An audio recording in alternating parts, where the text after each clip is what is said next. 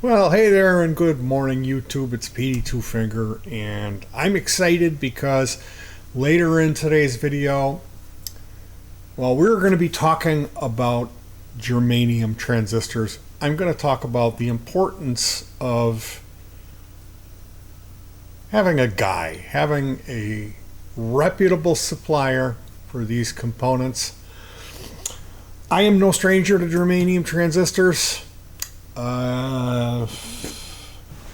This is a charge pumped fuzz face with both of the actives in this circuit are the proper gain or HFE, as well as the leakage falls within a minimalist or well enough parameter.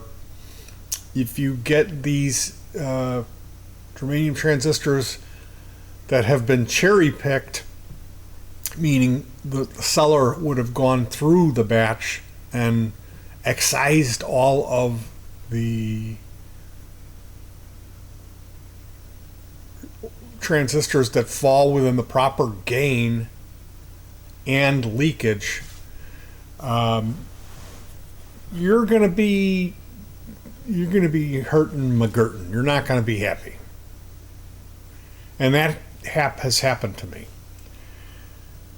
The Germanium Fuzz Factory is an exceptional, really fun pedal, although it's wild. And you can set up a sound with it, leave the knobs in place, come back and plug it in the next day, and it'll be completely different sound.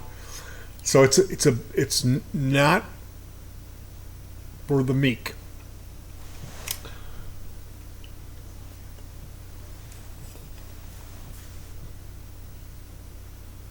Spaceman Effects Sputnik 2, aka Leica. I got two of these. One of those sold for $2,200 on eBay, on Reverb. And then, like, I'm not picturing. I've got Germanium Rangemasters. I've been building Rangemasters. That's my thing now. Been playing Cleaner, and the Rangemaster is part of that arrangement. Also, Baldwin Burns Buzz Around is the fuzz that found its way into my heart. That's the circuit that Robert Fripp, a guitar player from King Crimson, is fond of, a Baldwin Burns Buzz Around. Now, when I was doing the Leica, I had a multiple build, and this has multiple transistors. I was going to be in need of more good germaniums than I had ever been in need of before in my lifetime. And the thing about the germanium transistors that exist, there's more of the bad germanium transistors than there is of the good. And this is because of their leakage. So, unless you have a good supplier, you're going to run into the leakers. You're going to run into the low gain or too high gain. The Goldilocks germanium transistor is not an easy thing to obtain. And this has been going back all the way into the 80s. They were getting scarce. And now, as the internet has unfolded pedal building as a much more accessible hobby for so many of us builders, with the amount of free information that's been distributed, especially forums and websites such as free stomp boxes, do-it-yourself stomp boxes, Tagboard Effects, Sabro, Beavis, all of these places that are offering up people are creating strip board layouts and donating them to others in the community to use for free. It becomes much more accessible. And I can speak about from my heart because I went through a whole thing in the early 80s where I was ordering from Paya and I was building. I had pre-ordered Craig Anderton's book, Electronic Projects for Musicians, and learned all about the art of pedal building when I was a kid. And I went on to build some stuff. I built the Gemini amp. I built the ring. It was an actual rack mount bipolar supply ring modulator that I still have now. Even back then in 1980, 83, whenever that was, specifically escapes me, but I remember reading in there that the germanium thing is, you need to find yourself a reputable supplier. Which brings me to my point. I have here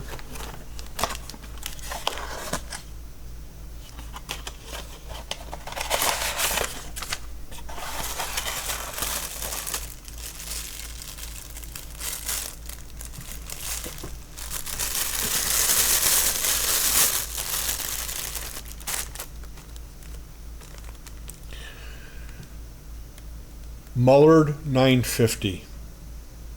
There's 3 of them. These are glass pack or black glass Mullard 950. And these are generally considered to be good. The 950 is going to be right in that gain level that you're looking for Q1 on a fuzz face, or there is only one on a Rangemaster.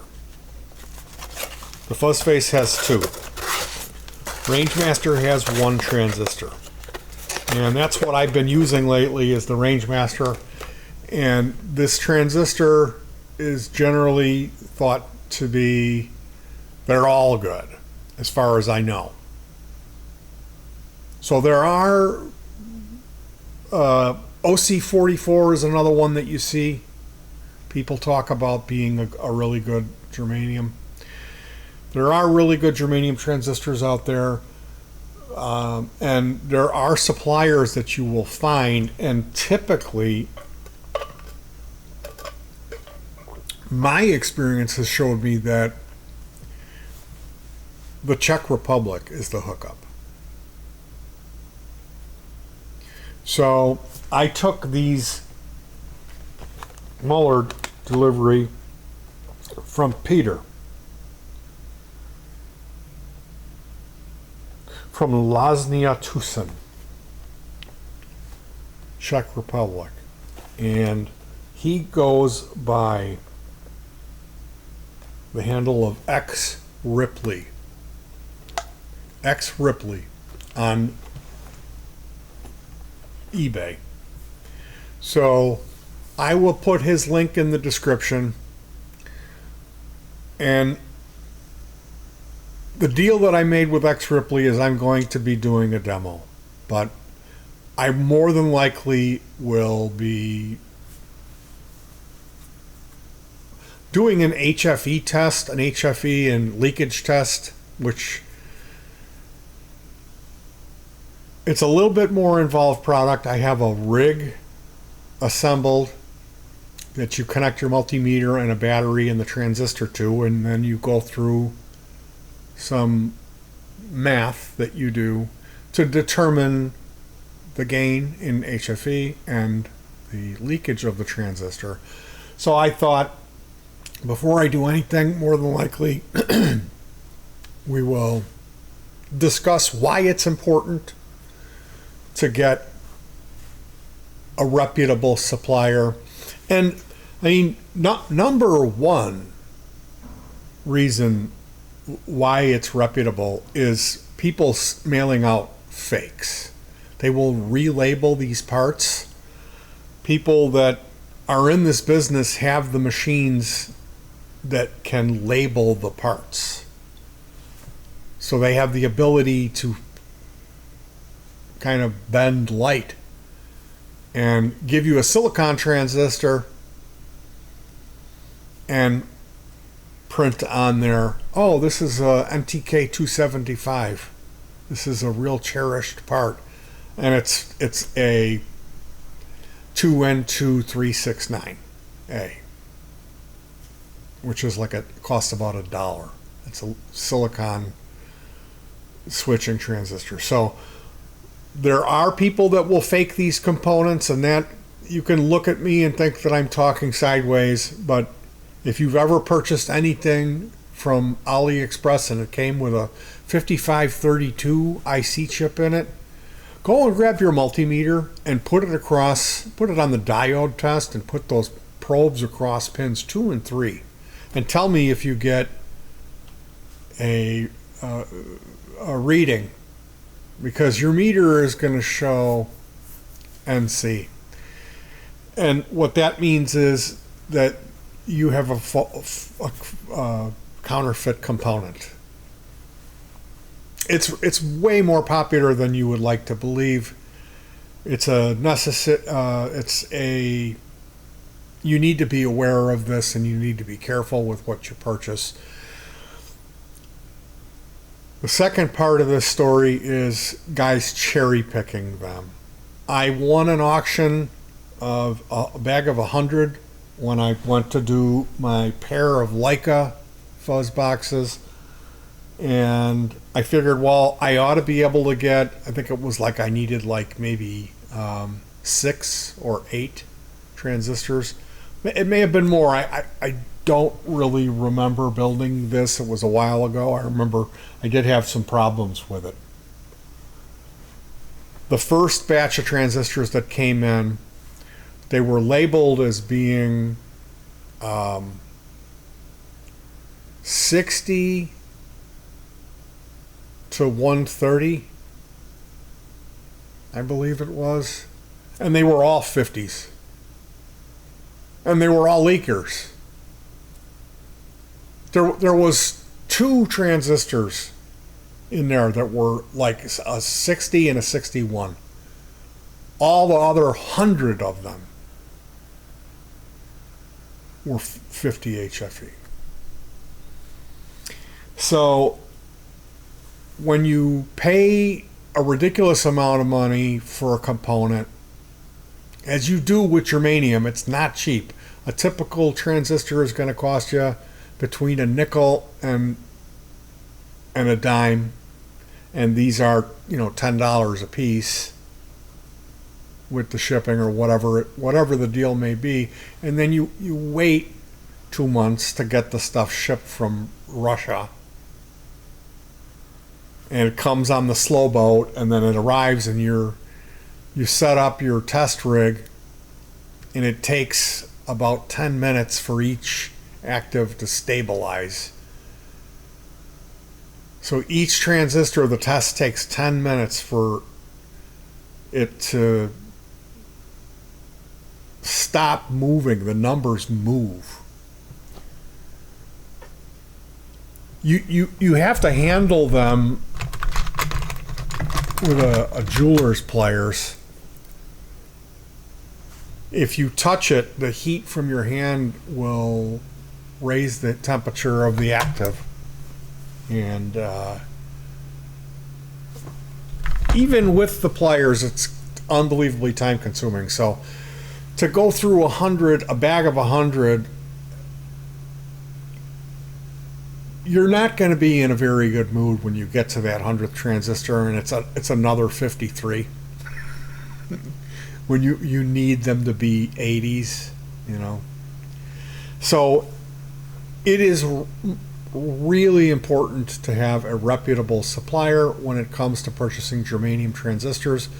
My thing lately has been building range masters This project here, what we're going to do with the transistors from X Ripley, we unboxed them. We're going to test them. I'm going to build a pedal and do a demo recording with it. And that's the official video that I will be emailing the link back to this gentleman, Peter. All the other videos is just kind of a bonus of me going through this and talking about it and explaining it, because it's not it's not really very cut and dry. It's kind of a complicated situation, and the important reality of it is, like, the main thing is, if you have a guy that you can trust,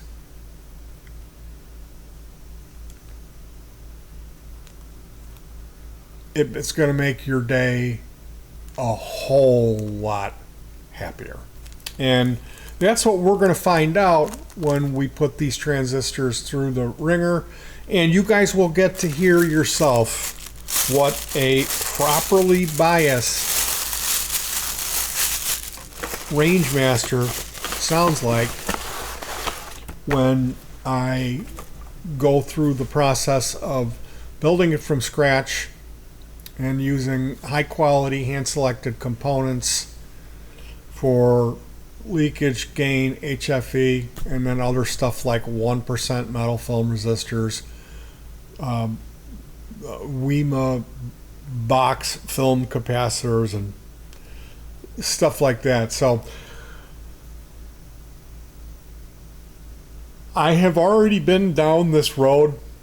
I have learned a significant amount about the Rangemaster circuit, and that's a whole nother can of worms. I don't want to start talking about Rangemasters in this video, but I will say I've been down the road with the silicon Rangemaster and the germanium Rangemaster, and I know enough about this to know what not to do and what you need to look for. And I'm telling you, there is a difference between the silicon Rangemaster and the germanium Rangemaster, and there's enough of a difference to my ear that you very well may end up preferring the germanium. You may like the silicon better. I've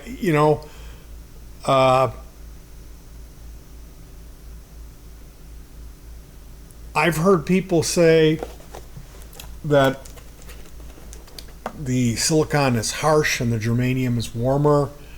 I found the presence of more high end.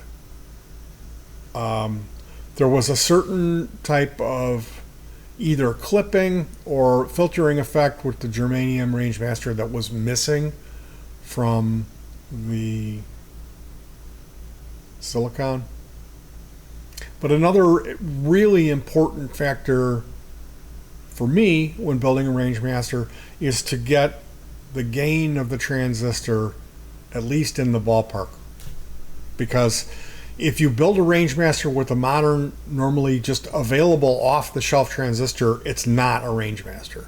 It's going to be, 8 to 20 times more gain than what a Rangemaster is supposed to have. And in that functionality, yes, you can try to turn it down and everything, but it's not going to operate the same. It's the frequency curve.